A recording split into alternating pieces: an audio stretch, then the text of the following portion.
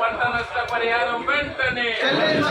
రైతుల పంట నష్ట పరిహారం వెంటనే రైతుల పంట నష్ట పరిహారం వెంటనే రైతుల పంట నష్ట పరిహారం వెంటనే రైతులకు ఇచ్చిన హామీలన్నీ వెంటనే రైతులకు ఇచ్చిన హామీలను వెంటనే రాష్ట్ర ప్రభుత్వం రైతన్నలకు ఇచ్చిన హామీలను వెంటనే